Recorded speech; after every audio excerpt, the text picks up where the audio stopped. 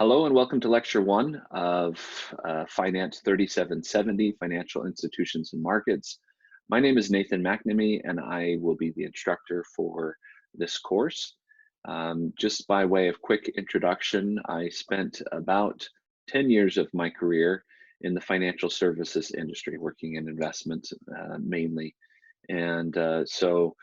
I've worked in many different aspects that relate to financial institution and markets. And as we go through this course, I'll try and use real world examples so you can see how these financial markets and institutions are used not only as investors, but in corporate finance as well as we seek financing for the companies that we are working for. So without further ado, let's jump into Lecture 1, which is the role of financial markets and institutions. And this is from Chapter 1 of your book. Before we jump into this, though, let me mention one thing. It's important that you read the book. These lectures are meant to be a supplement to the book. The book is where you should gain most of your information. Behind the book, of course, are these supplementary lectures, and as well as the quizzes will be very, very helpful. So those three sources will be your main sources of information for the exams. So looking at Chapter 1, our chapter objectives are first to describe the types of financial markets that facilitate the flow of funds. Second, we'll describe the types of securities traded within financial markets. Third, describe the role of financial institutions within financial markets. And finally, we'll explain how financial institutions were exposed to the credit crisis of 2008, 2009. So what is a financial market? A financial market is a market in which financial assets, we call those securities, such as stocks and bonds, can be purchased or sold. Funds are transferred in financial markets when one party purchases financial assets previously held by another party. And so you can think of it as any type of a market. I mean, if you go to the supermarket, they're selling goods. Well, a financial market are selling financial goods or financial assets. And the most common are stocks and bonds. We'll talk about those, but we'll also talk about some other assets, financial assets that can be purchased and or sold. So we'll first jump into the role of financial markets. Financial markets transfer funds from those who have excess funds to those who need funds. So if you're an investor, you've got money and you've got excess funds, and you're going to either invest it in stocks, which potentially could go into that company, or bonds, which again, you would be borrowing money from a company. So when we say excess, another word for that is surplus. And so here's the fancy way of saying people who have extra money, surplus units. So if you have extra money, you are a surplus unit. Surplus unit is a participants who receive more money than they spend, such as investors. Deficit units are participants who spend more money than they receive, such as borrowers. So if you are a surplus unit, that means that you've got excess funds, you are investing. If you are a deficit unit, then you've got to borrow. And all of us are both in our lives, and sometimes at the same time. I've got a mortgage, so I am a deficit unit. But at the same time, I'm investing in my retirement, and so I've got some surplus there. Securities represent a claim on the issuer. So when we talk about securities, we talk about things like stocks and bonds. So if I own a stock, I own a share in a company or a percentage of that company. That means I have a claim on that company. I am an owner of that company. So if I own a security, that means that security, that stock represents a claim in the company that issued it. So there are debt securities. We can also call that credit or borrowed funds, and those are incurred by the issuer. So when a company issues bonds, they're actually borrowing money from investors. Equity securities, which we also call stocks, represent equity or ownership in the firm. So the role of financial markets, one of them is to accommodate corporate finance needs. So the financial markets serve as the mechanism whereby corporations acting as deficit units can obtain funds from investors acting as surplus units. So let's say we've got a great new project, but we don't have the funds to build this new factory. And we think it's going to add value to our company, but we need funds. Well, we could either issue stock and get new investors that way, or we could issue bonds, or we could borrow money from a bank. And so financial markets help us to achieve our goals as a company, allowing us access to those who are surplus units. Also, on the flip side, financial markets accommodate investment needs. Financial institutions serve as intermediaries to connect the investment management activity with the corporate finance activity. So those wanting to invest will provide funds through financial markets to those needing funds for corporate finance activities. Here's a diagram. We're going to start on the right-hand side, corporate financing of existing operations and expansions. My example of building a new factory, we need funds. So where do we get those funds? We'll need to invest in our new operation. Well, we can sell securities, either stocks or bonds, into or using the financial markets and institutions.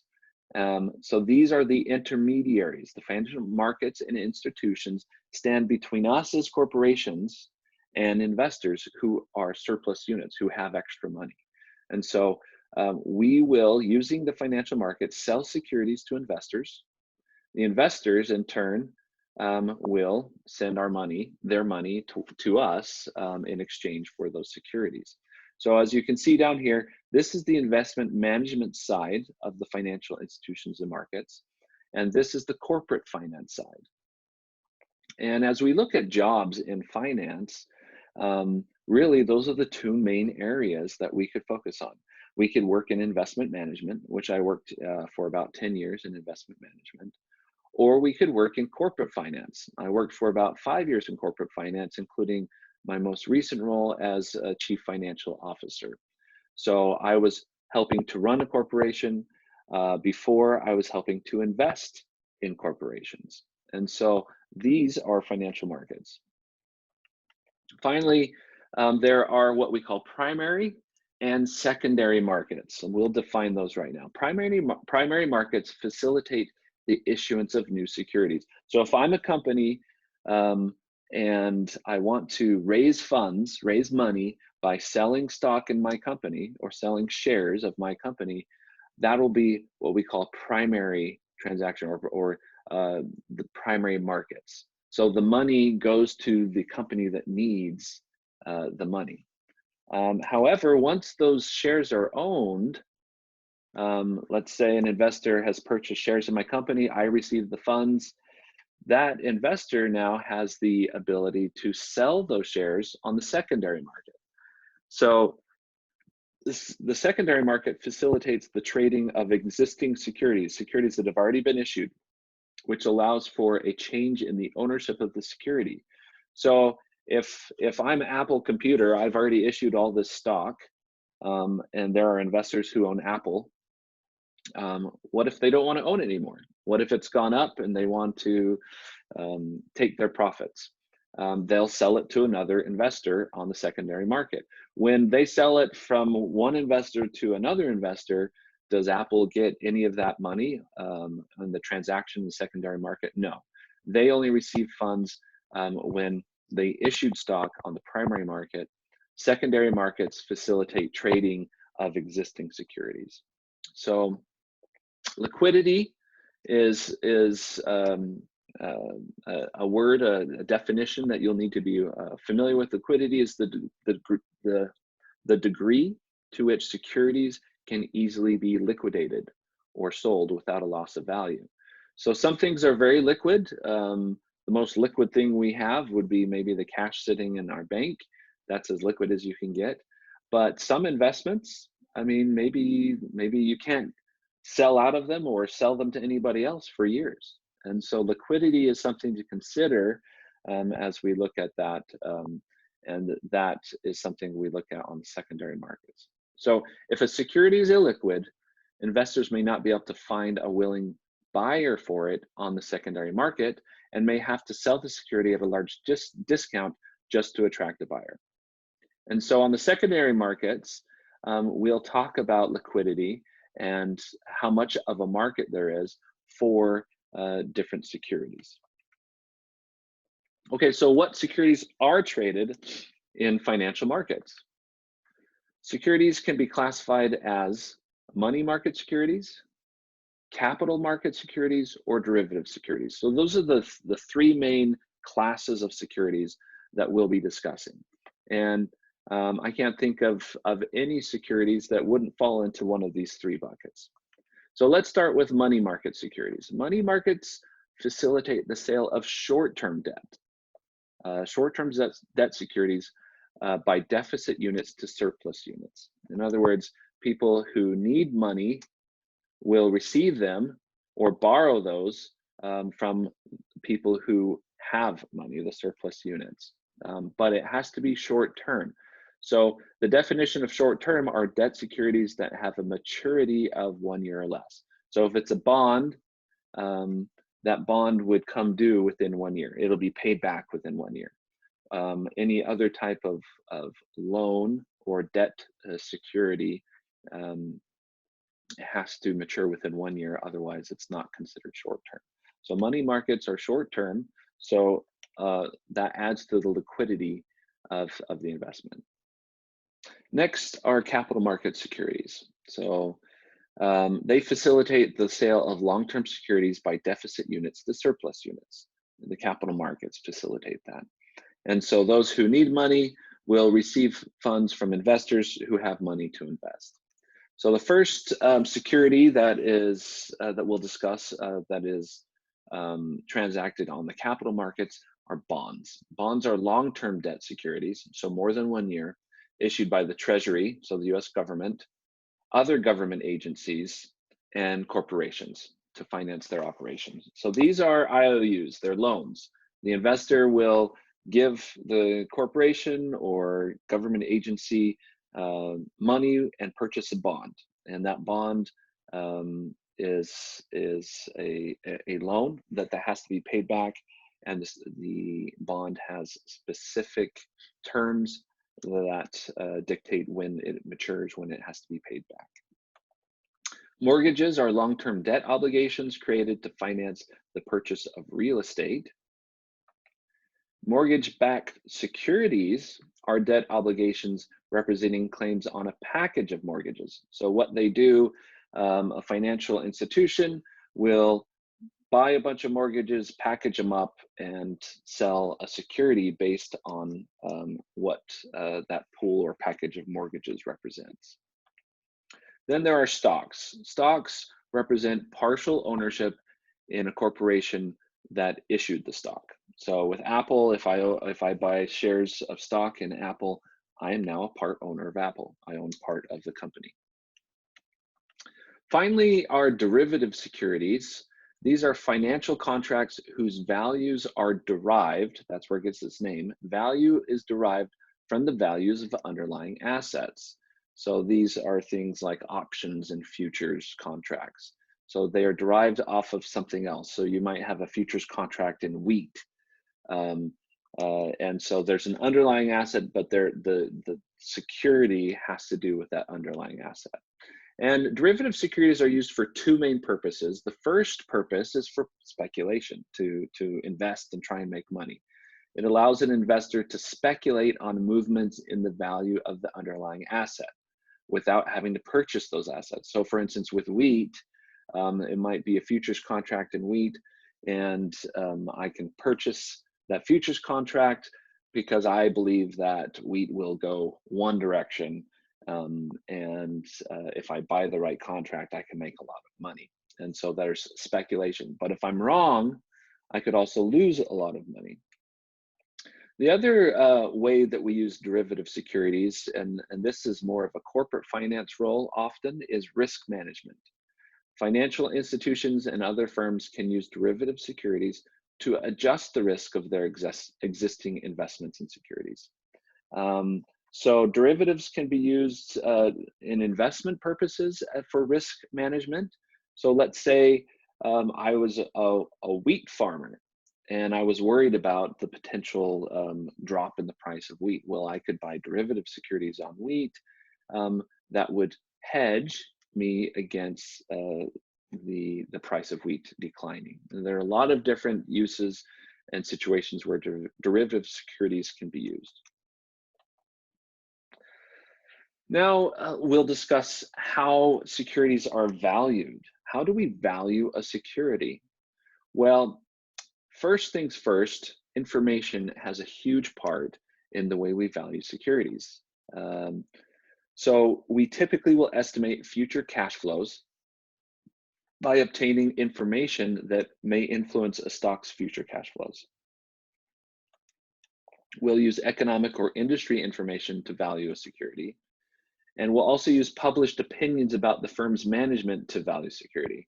Most major companies will have analysts that follow them. And these analysts are paid by information type companies that this is what they do. And those analysts will publish their opinion about what they think is happening with the company. And so analyst opinions will affect firm value as well as what's happening in the economy and in that firm's specific industry, um, as well as the specifics about that company. The impact of the internet on valuation, internet has provided more timely pricing, more accurate pricing, and more informative pricing. Things are more real time. We're able to get information more quickly, and that information is incorporated into the value or price of the stock on a more timely and accurate way. And so the internet has had a profound effect on valuations, and I think they've improved valuations. A little more on valuation of securities. We are human, and sometimes we make decisions that are based on emotion or what we call behavior rather than on correct information. So various conditions can affect investor psychology. Behavioral finance can sometimes explain the movements of a security's price. I'll give you an example, a real world example. I was working for an investment firm, and this was during the credit crisis, 2008. We started to see the stocks decline, and there was a steady decline until March of 2009. I was sitting as a junior investment advisor in a meeting with a lot more senior advisors, and they were discussing of selling some of their stocks, some of their more risky investments, and using the proceeds to buy bonds. And they were discussing whether or not we were getting close to the bottom of this decline. And many of them felt like, well, it's going to just keep going forever and we've got to protect our investors. My thought, based on what I'd been taught and learned, this was the first major downturn I had experienced in the investment industry. But my thought was, well, if we sell out, we'll lock in our losses. But I was junior and I didn't voice my opinion very strongly. They decided on that day to sell 25% of their stocks and buy, with the proceeds, bonds. Well, it just so happened that was the very bottom. It was March 9th. I still remember that day where they put in the sell orders. And then the next day, the stock market started to go up. And it went up continually from that point on. And so they sold at a loss, and then they didn't participate in all the upside. That was a great example to me of investor psychology. They stepped away from some of the principles that they had believed in because of fear of continued loss. They were invested in good quality companies, and should have stayed in. Now, obviously, hindsight's 2020, but that is an example of behavioral finance. Behavioral finance, the definition is the application of psychology to make financial decisions. Also, there's uncertainty surrounding valuation of securities. That's because we have limited information. Limited information leads to uncertainty in the valuation of securities. We may get it wrong. So here's the information flow. We've got different types of information that flow through to that. First, we can look at the 30,000-foot view, look at the entire economy and what conditions exist. As I'm recording this, we're right in the middle of the COVID-19 pandemic.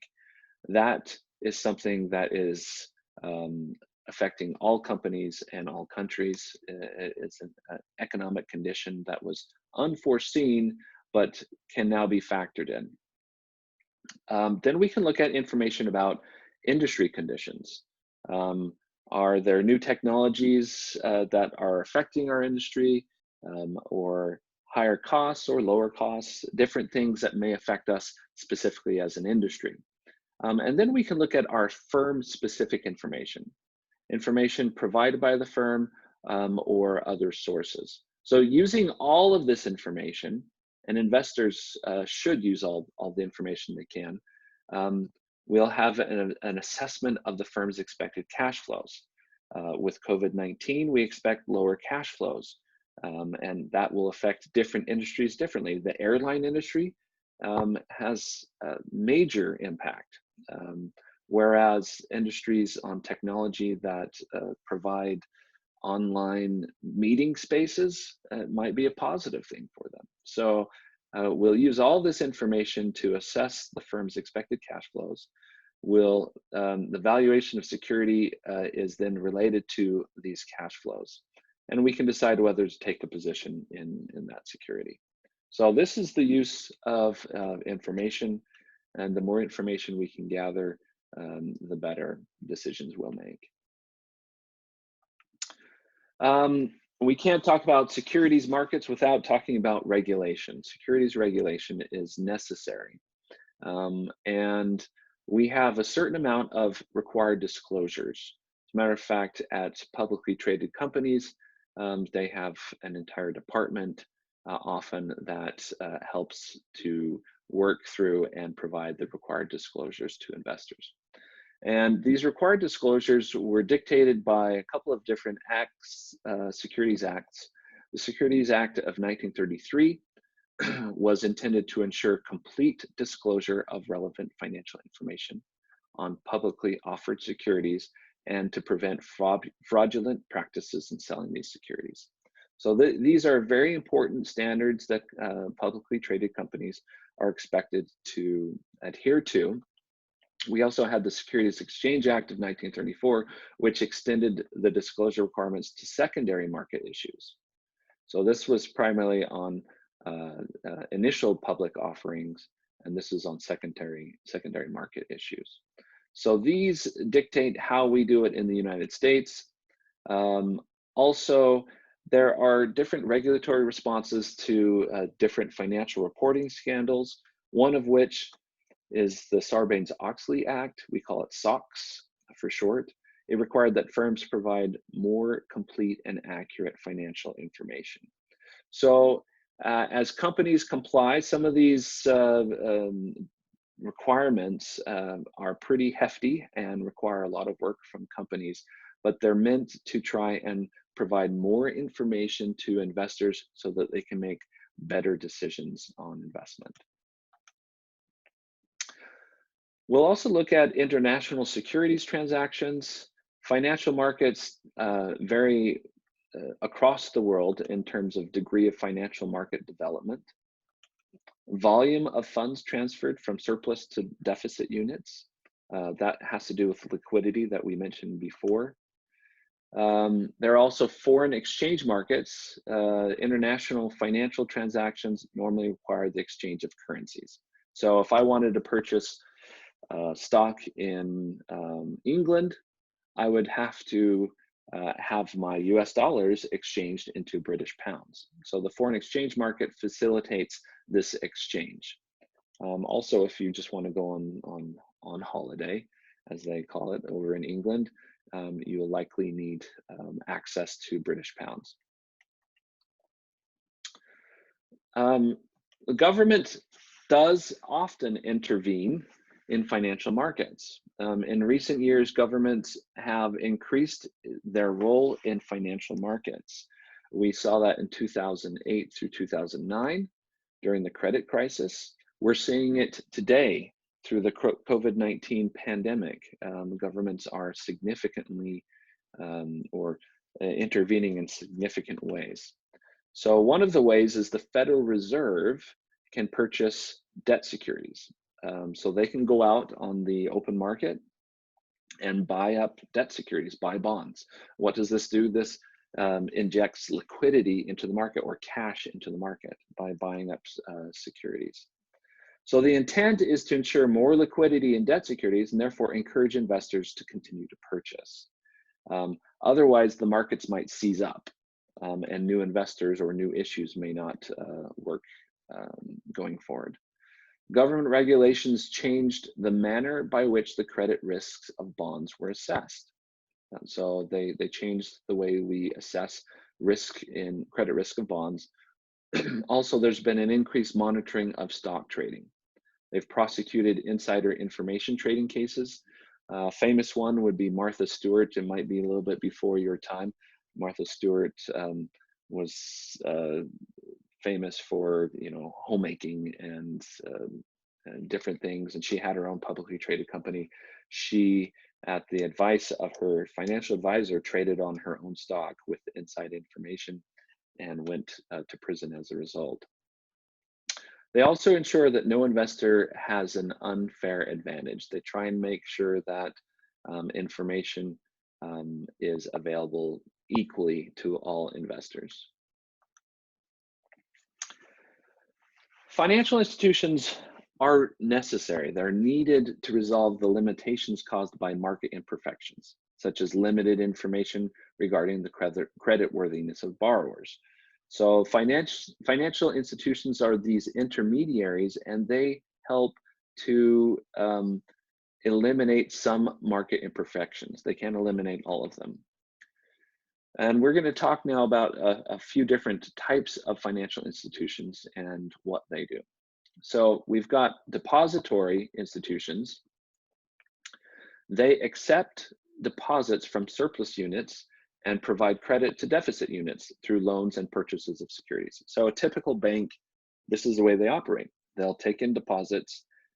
That money just doesn't sit in the bank. They loan it out to people, often for mortgages or other types of things. Offer liquid deposit accounts to surplus units. And so they do guarantee the deposit, but the cash isn't all sitting in the bank. They keep a certain amount in the bank as required by law, but they loan out the rest. They provide loans of the size and maturity desired by deficit units. So when I wanted to borrow money to purchase my house, it was from a depository institution. They accept the risk on loans provided. So they have to look at the loans that they're making and be comfortable with the level of risk. That's where things like your credit score, if you're borrowing for yourself, or credit ratings for other companies. They tend to have more expertise in evaluating creditworthiness because that's what they do. They are there to lend, and so they're going to evaluate all the different potential people that they could lend to. They try to diversify their loans among numerous deficit units, so not just one borrower, but multiple borrowers. So some depository institutions include commercial banks. These are the most dominant type of depository institutions. Transfer deposit funds to deficit units through loans or purchase of debt securities. The Fed funds market facilitates the flows of funds between depository institutions. So when one bank needs to borrow money from another bank, they'll do it through the Fed funds market. Then we have saving institutions, also called thrift institutions, include savings and loans and savings banks. And they concentrate primarily on residential mortgages. We've got credit unions. These are technically nonprofit organizations, although they are very profitable. They restrict business to credit union members with a common bond. That's one of the laws. They have to have a common bond. So when I was in San Diego, the Navy Federal Credit Union was for people who were in the Navy or related to somebody in the Navy. There are also non-depository financial institutions. We've got finance companies. They obtain funds by issuing securities and lend the funds to individuals and small businesses. So they're not taking on deposits, they're basically borrowing those funds by issuing securities. Mutual funds will sell shares to investors or surplus units and use those funds to purchase a portfolio of securities. So most of 401k plans in America are invested in mutual funds. And so a mutual fund is a pool of money where investors have purchased shares in the mutual fund, and then the mutual fund manager will then go out and buy individual stocks or bonds to hold in the mutual fund. Securities firms provide a wide variety of functions in the financial markets. They can act as brokers, underwriters, dealers, and advisors, and we'll talk about these roles in greater detail in the future. A large amount of money in the world is held in insurance companies. So they provide insurance policies that reduce the financial burden associated with death, illness, and damage to property, but they charge premiums and they invest those premiums through the financial markets. So when you are paying your insurance premium, let's say it's life insurance, I've got a couple of life insurance policies. So I give a premium to the company. I'm not dead yet, so they haven't had to pay me anything. What do they do with the cash in the meantime? They invest it, and they try and invest it wisely in order to have it grow. Also, there are pension funds, and these manage funds until they're withdrawn for retirement. So these are all types of non-depository institutions. Now let's compare roles among financial institutions. Institutional role as a monitor of publicly traded firms. Institutions represent large amounts of money, and it's not always their money, often it's other people's money. And so they have an incentive to monitor firms that are invested in, that they invest in. And that's these types of firms will often hire analysts to go and inspect and monitor these publicly traded firms.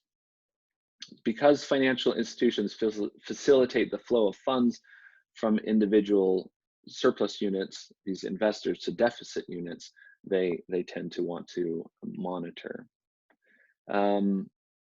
They also serve as monitors of publicly traded firms. And they do this by serving as activist shareholders. They can help ensure that managers of publicly held corporations are making decisions that are in the best interest of the shareholders. So there's a thing that we call proxy voting. So if you invest your money through a financial institution, which is the way most of us do it, that financial institution represents many, many different investors. But let's say a lot of those investors invested in a particular stock. Let's use Apple again. So each investor is a shareholder that owns a portion of the company. So as an owner of the company, you have a right to vote on key matters of the company. Well, what financial institutions will do, they will invite you to allow them to vote for you. So you will give them your right to vote. It's called a proxy vote. And they'll get a lot of their investors to allow them to vote in their place. So now they'll represent a large chunk of shareholders. And so they can then affect who the managers of the company are, who are on the board of the company, and affect the decisions that are made at that company. So here's a diagram that shows the different roles among financial institutions. So over here, we've got surplus units. So these are our investors, the people who have excess money. And over here, we have the deficit units, those who need money. So firms, corporations, government agencies, and even some individuals. Okay, so the surplus units can deposit funds into depository institutions. They can purchase securities from finance companies. They can purchase mutual funds. We also have policyholders who are buying insurance policies. They'll pay their premiums into insurance companies. And then employers and employees in pension plans will contribute to those, which will then invest in things representing deficit units. So this is the flow of funds in the financial institutions. So the internet, as I mentioned before, has had a profound effect on the way information is distributed. It also has helped to facilitate certain roles of financial institutions. So it's enabled financial institutions to perform their roles more efficiently. It allows for lower costs and fees, and we've seen that. So the costs of trading, the costs of managing portfolios has come down significantly. It makes for a more competitive environment, which forces other firms to price their services competitively. Consumers of financial products can look around and see different prices, and it causes more competition. So how important are financial institutions? Households with savings are served by depository institutions. All of us who have a bank account use financial institutions. Households with deficit funds are served by depository institutions and finance companies. We can borrow money as we need it. If we buy a car and don't pay for the whole thing in cash, we're getting a car loan or a home loan or a student loan. These can help us to reach our goals. Several agencies regulate the various types of financial institutions, and the various regulations may give some financial institutions a comparative advantage over others. And so we're not going to read through this whole slide. I recommend that you pause at this point and look at each of the different financial institutions, where their main source of funds is coming from, and what they use their funds primarily for. And so again, these are the different financial institutions, and we'll talk more about these as we go through this course. Finally, we'll talk about consolidation of financial institutions as we look at the role of financial institutions. A typical structure of a financial conglomerate we'll look at. In recent years, barriers to entry have been reduced, which has allowed firms that had specialized in one service to expand more easily into other financial services. So as they represent or spread into different types of financial services, they become what we call a financial conglomerate.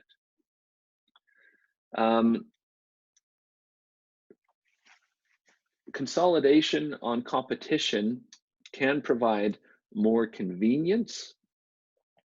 So as you've got all these different individual services, as they're brought under one umbrella, it can be more convenient for customers. Individual customers can rely on the financial conglomerate for access to multiple services. So whether we need to invest, whether we need insurance, whether we need to borrow, we can get it all in one stop. We've also seen a global consolidation of financial institutions. And this is in an effort for domestic financial institutions to expand internationally, um, and use their expertise from the companies that they're acquiring in the local markets. So here's a diagram of a holding company, of a financial conglomerate, and all the different um, areas where they might have business in. So this is our conglomerate. So we've got commercial bank operations, thrift operations, consumer finance, like credit cards, mutual fund, securities, brokerage, and insurance operations. And you'll find more and more a lot of the financial services firms offer everything. Finally, let's talk about the credit crisis and credit crises for financial institutions. So we saw in the early 2000s, 2004 through 2006, major increases in home prices. So home prices went up significantly. People felt like that they were just going to keep going up. Many financial institutions increased their holdings of mortgages and mortgage-backed securities during this time because they felt like they were just going to continue to go up in value. However, in 2007 to 2009, mortgage defaults, that means the people who had borrowed the money stopped paying their mortgages. So these defaults increased and home values declined substantially. And there's a significant amount of systemic risk during a credit crisis. So systemic risk is the spread of financial problems among financial institutions and across financial markets that could cause a collapse in the financial system. And we saw that in 2008, 2009, and we're seeing it now through the COVID-19 crisis. And so governments are taking steps. Mortgage defaults during that credit crisis affected financial firms in several ways. The mortgage originators sold mortgages to other financial institutions shortly before the crisis. Many other financial institutions invested in derivatives and were exposed to the crisis as well. Some financial institutions relied on short-term funding and used mortgage-backed securities as collateral. So short-term funding, which means it had to be paid back soon, but they had used mortgage-backed securities as their collateral. And of course, those securities became worth a lot less. And so that was an issue. Also, decline in home building activity caused a decrease in the demand for many related businesses, leading to a weak economy. So what was the government's response to this credit crisis? Well, the Emergency Economic Stabilization Act of October 2008 was intended to resolve the liquidity problems of financial institutions and to restore the confidence of the investors who invested in them. This was a very interesting time.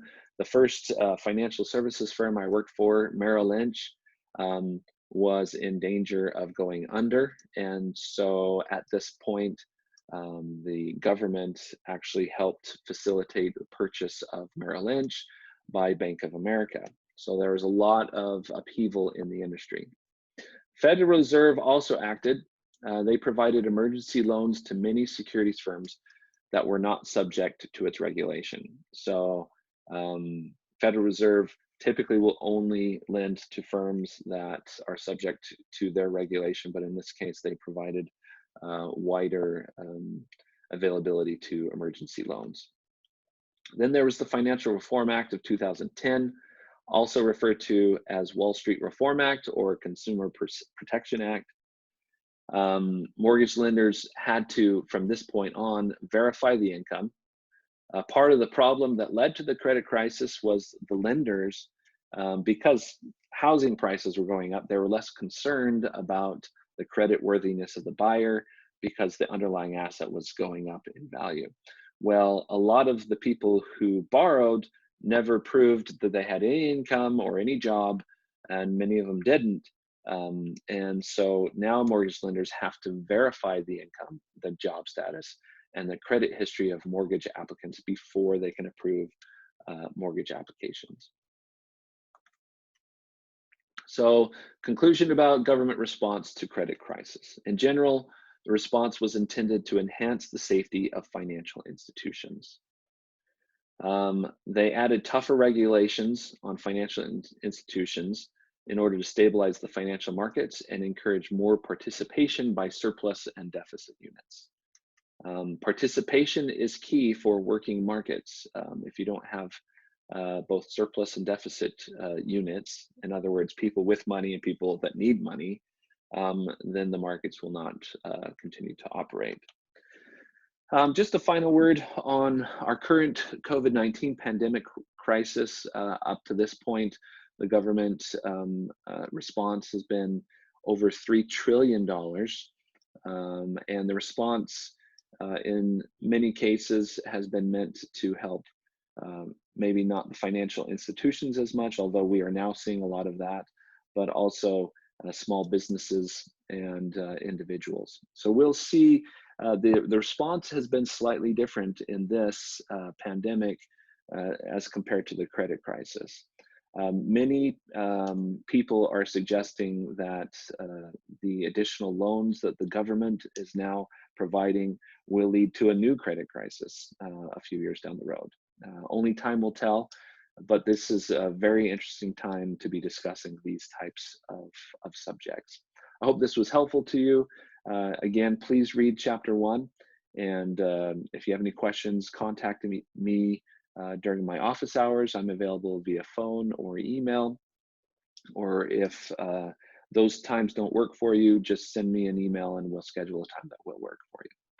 With that, we'll end this slideshow. Appreciate it.